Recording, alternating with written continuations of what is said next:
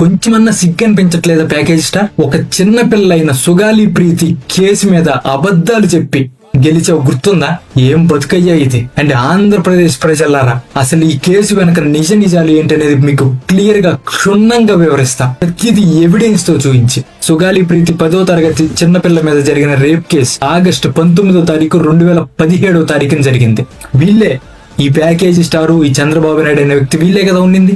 ఈ కూటమి ప్రభుత్వమే అధికారంలో ఉండింది. ఈ కేసుని ఏం చేశారో తెలిసినప్పుడు ఈ కేసు అసలు రేప్ కేసే కదని చెప్పేసి ఫైల్ చేశారు. తర్వాత జగన్మోహన్ రెడ్డి గారు అధికారంలోకి రాగానే 2019లో దీని మీద సిట్ విచారణ వేయించారు. సిట్ విచారణ ఏం తెలిసిందో తెలుసా?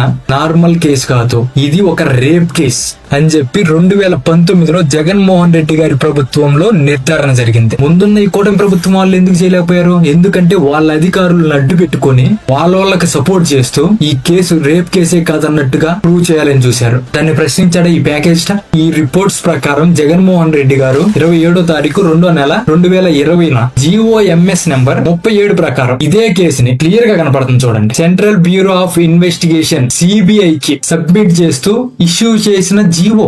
జగన్మోహన్ రెడ్డి గారి హయాంలో సుగాలి ప్రీతి వాళ్ళ తల్లిదండ్రులకి కాంపెన్సేషన్ కింద 8 లక్షల రూపాయలు, హౌస్ సైట్ కింద 5 సెంట్లు, 5 ఎకరాల పొలం, వాళ్ళ ఫాదర్ కి గవర్నమెంట్ జాబ్. జగన్మోహన్ రెడ్డి గారి హయాంలో ఇంత న్యాయం జరిగితే ఎలక్షన్ల ముందు ఈ ప్యాకేజీ స్టార్ చేయమన్నాడు.